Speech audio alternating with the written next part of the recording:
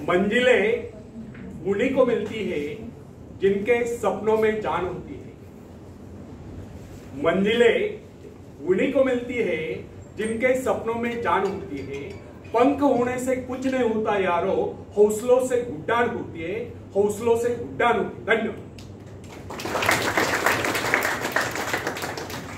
Friends, जिस समय जेन Adams ने कॉलेज छोड़ा था उस समय उसके सम्मुख एक उद्देश्य था। उसके विषय में डॉक्टर ने कह दिया था कि उसका स्वास्थ्य इतना गिर गया है कि वो अधिक समय तक जीवित नहीं रह सकती। यहां तक कि उन्होंने उसके जीवन की अवधि अधिकाधिक 6 मास की निर्धारित कर दी। जैन ने कहा ठीक है 6 मास है, इन 6 मास में कम से कम वो एक काम तो कर ही लूं जो मैं मानवता के लिए करना चाहता हूं। उसने आत्मविश्वास से कार्य लिया। उसके अपने जीवन का उद्देश्य एक आश्रम की स्थापना करना। उसने पूर्ण विश्वास के साथ वो कार्य हाथ में लिया और जो जो अपने कार्य में आगे बढ़ती गई त्यों उसका स्वास्थ्य भी बेहतर होता गया। न केवल अपने उद्देश्य की स्थापना में सफल हो गई, अभी तो 6 मास ही नहीं, वो कई वर्षों तक जीवित भी रही। यह उसका अपने पर पूर्ण विश्वास और परमात्मा की कृपा में अपार श्रद्धा और निष्ठा का ही परिणाम था। हिप्नोटिज्म का चमत्कार देखिए। मैंने एक ऐसे व्यक्ति को भी देखा जो साधारण था। उसको जब हिप्नोटाइज कर दिया गया तो उसने वह कर दिखलाया जिसकी कोई कल्पना नहीं कर सकता। उसको 2 कुर्सियों पर लिटा दिया गया। एक कुर्सी पर उसके पैर, दूसरी पर उसकी गर्दन और सिर, बीच का भाग अदर में। उसने अपने ऊपर 7-8 आदमियों का भार उस अवस्था में झेल लिया। अब आप ही बताएं कि उसमें यह अतिरिक्त बल कहां से आ रहा है? यह केवल उस व्यक्ति का करिश्मा था जिसने उसको हिप्नोटाइज करके उसमें यह विश्वास जगा दिया था। यदि उसमें यह विश्वास न भर दिया गया होता तो वो अपने ऊपर एक आदमी को भी नहीं बैठा पाता। फ्रेंड्स, यदि मनुष्य में आत्मविश्वास नहीं है तो वो प्रगति के पथ पर एक पग भी नहीं बढ़ा सकता। मनुष्य की सफलता उसके आत्मविश्वास के आगे नहीं जा सकती। सफलता केवल आत्मविश्वास का अनुकरण करने वाली चीज है। मनुष्य के संकुचित विचार उसकी असीम शक्ति को सीमित कर देते हैं। जो जो मनुष्य में आत्मविश्वास की वृद्धि होती जाती है तो उसकी कार्य शक्ति बढ़ती जाती है। मनुष्य की शक्ति का माप उसके विस्तार से किया जाता है जिसके माध्यम से वो अपने सृष्टा से जुड़ा होता है। यदि उसने अपने आत्मविश्वास का वो तार छोटा कर लिया तो उसमें शक्ति भी थोड़े समय के लिए आएगी। फ्रेंड्स, अब्राहम लिंकन के विषय में कोई किसी प्रकार का अनुमान नहीं लगा सकता था।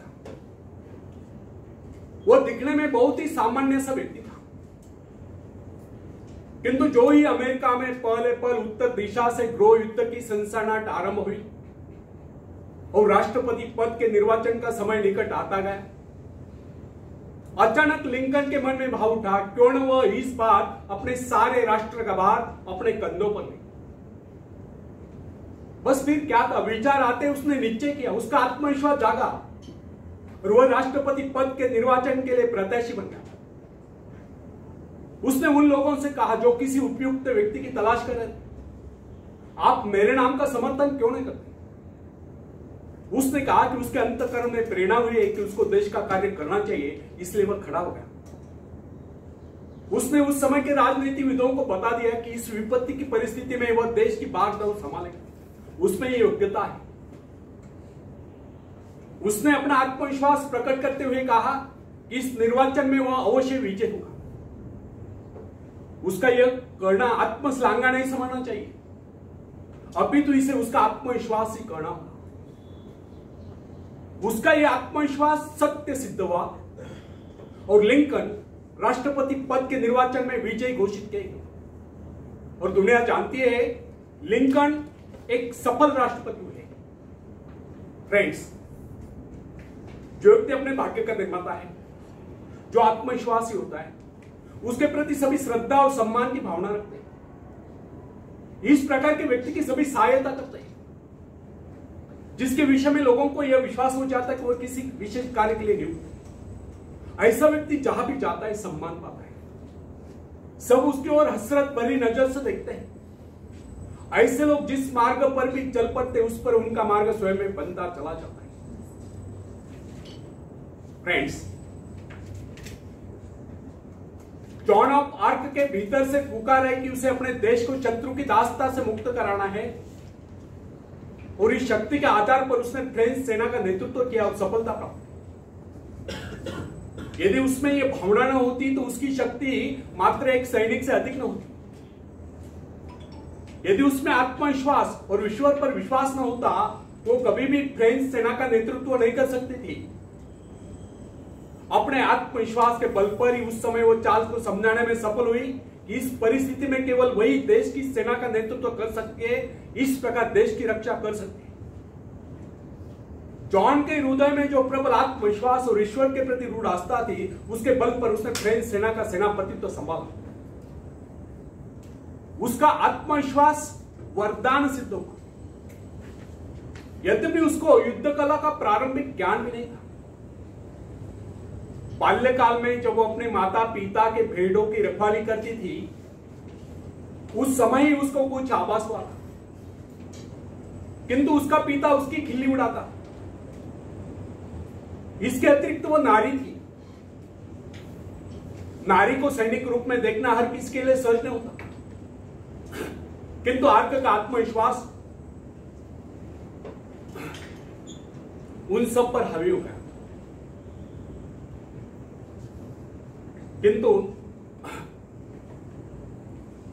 आर्क को किसी की परवाह नहीं थी कि कोई उसको कोमलांगी कहकर उसकी खिल्ली उड़ाए, किंतु इतना साहस था किसमें जो उसकी खिल्ली उड़ा। उसका आत्मविश्वास उन सब पर हावी हो गया, और उस आत्मविश्वास के कारण ही एक नारी, एक साधारण सी नारी इतिहास के पृष्ठों पर सदा सदा के लिए अंकित हो गई। फ्रेंड्स, नॉर्थ पोल की खोज करने वाले पेरी के आत्मविश्वास के विषय में तनिक विचार की।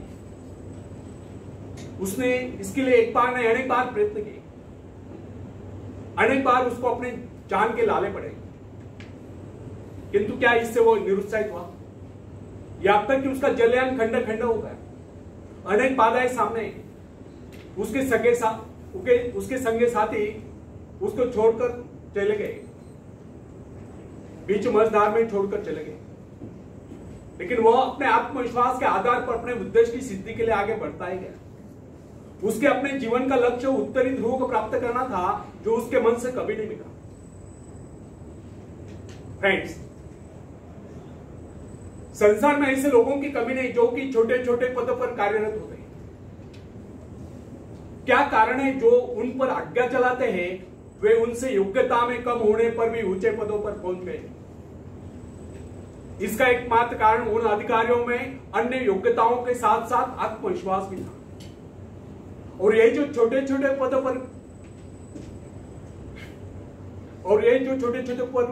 पर कार्यरत कर रहे हैं, वे उनसे योग्यता में और शिक्षा में अधिक होने पर भी इसलिए छोटे पदों पर चिपके हुए क्योंकि उनमें आत्मविश्वास की कमी थी। मेरा एक परिचित जो अन्य अधिकारियों की अपेक्षा कम आयु का था,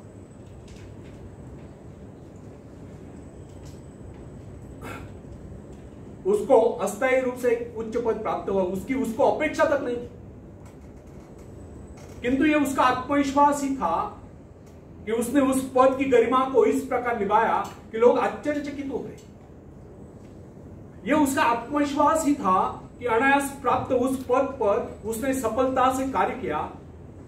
उसके स्वामी का, उसके मालिक का उस पर विश्वास दृढ़ हो गया और उसने उसको उसी पद पर स्थायी रूप से, परमानेंट रूप से नियुक्त कर दिया। फ्रेंड्स, यदि मैं असफल रहा तो यह जो प्रश्न है यह मनुष्य के जीवन को नष्ट कर देता है। यह भावना कभी अपने मन में उठने ही नहीं देनी चाहिए। असफल रहा तो क्या हुआ, फिर कभी सफलता मिल जाएगी। किंतु आरंभ से यह सोचकर हताश हो जाना उस परमात्मा के प्रति अविश्वास है जिसने आपको उस कार्य की प्रेरणा दी। फ्रेंड्स, जब मनुष्य अपने आत्मविश्वास पर संदेह करने लगता है तो निश्चय जानिए यदि वह सफल भी होता हो तो भी सफल नहीं होगा, और यदि उसमें आत्मविश्वास है तो फिर वह कभी असफल हो ही नहीं सकता। अपने आत्मविश्वास के दम पर वह कोई रास्ता निकाल लेगा जो उसको सफलता के शिखर पर पहुंचाएगा। फ्रेंड्स, अपना मूल्यांकन आप करें। लोग आपके विषय में क्या कहते हैं यह महत्वपूर्ण नहीं है।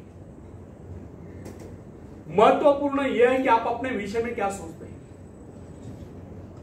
यदि आप में आत्मविश्वास नहीं है तो लोग कुछ भी कहे, आप सफलता के शिखर पर नहीं पहुंच सकते। और यदि आप में आत्मविश्वास है तो फिर लोग कुछ भी कहे, आपको सफल होने से कोई रोक नहीं सकता। बेंजामिन डिज़रायली, जो कि एक साधारण सा व्यक्ति था, इंग्लैंड का प्रधानमंत्री बनने में सफल हो गया। उसमें क्या विशेषता थी? यह था उसका आत्मविश्वास, उसके मन की दृढ़ता। यही कारण था कि महारानी विक्टोरिया भी उसे अपने व्यक्तिगत मित्र जैसा सम्मान देती। कर्नल रूजवेल्ट में क्या विशेषता थी? केवल यही कि उसको थियोडोर रूजवेल्ट पर अगाध विश्वास था, अर्थात उसमें आत्मविश्वास कूट कूट कर भरा हुआ था। यदि उसमें इतना आत्मविश्वास न होता तो फिर उसको कितनी सुविधाएं मिलती, उसमें कितनी योग्यता होती, उसके कितने साथी उसका उत्साह बढ़ाते, वो उस स्थिति में नहीं पहुंच सकता था। हाँ, कुछ ऊंचा भले ही उठ जाता। फ्रेंड्स, विश्वास का मनोविज्ञान मनुष्य स्वभाव की बहुत ही विचित्र बात है। आध्यात्मिक आधार पर विश्वास अधिक टिकता है, जबकि मानसिक धरातल पर ही विश्वास नेपोलियन जैसा होता है। अन्य सभी नाड़ियां तो उसके सैनिकों के समान होती है, और जब वे सैनिक अपने नेता पर, अपने सेनापति पर विश्वास करने लगते हैं तो उनकी शक्ति स्वयं में दोगुनी चौगुनी बढ़ती जाती है। जो सोचता है वह कर सकता है, जो सोच ही नहीं सकता वह कर ही नहीं सकता।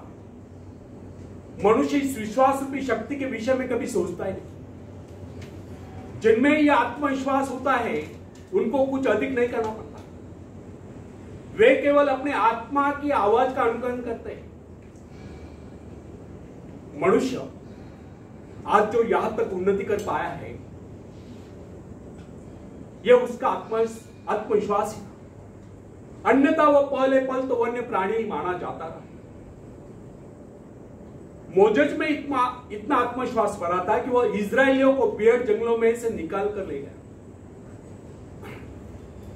फ्रेंड्स, यदि आप डरते हैं तो इसका अभिप्राय है कि आप में आत्मविश्वास नहीं है। आप ईश्वर की संतान हैं। उसे आपका दुर्बल जीवन स्वीकार नहीं, वह आपको दुर्बल देखना ही नहीं चाहता। मनुष्य को यह अभ्यास कर लेना चाहिए कि वह अपना दिन का आरंभ और अंत स्वयं में और परमात्मा में विश्वास जागरूक करके करे। यदि आप में पूर्ण आत्मविश्वास है तो इसके विपरीत विचार आपको पथभ्रष्ट कर नहीं सकते। जब मनुष्य स्वयं को प्रभु का स्वीकार कर लेता है तो फिर उसको किसी बात का भय या चिंता नहीं रहती। उसका आत्मविश्वास जाग उठता है, और आत्मविश्वास के कारण ही हमें सफलता मिलती है। और सफलताएं हमारे जीवन में खुशियां भर देती है, और खुशियां हमें कहे और मुस्कुराहटे प्रदान करती है। तब हम हंसते हंसते इस जीवन को गुजार लेते हैं। आखिर में एक शेर मैं सुनाता हूं नेक्स्ट टॉपिक के पहले। खुद को कर दे बुलंद इतना, खुद को कर दे बुलंद इतना कि हर तकदीर से पहले खुदा आकर बंदे से पूछे, बोल तेरी रजा क्या है, बोल तेरी रजा क्या है। याचा मराठीत अर्थ सांगतो, स्वतःला एवढं शक्तिशाली बनवा, एवढं सामर्थ्यशाली बनवा की तुमच्या नशिबाच्या आधी देवाने स्वतः येऊन म्हटलं पाहिजे, बोल वत्सा तुझी इच्छा काय आहे। आणि जेव्हा तुम्ही देवाकडे तुमची इच्छा व्यक्त कराल तेव्हा देवाने म्हटलं पाहिजे तथास्तु। धन्यवाद।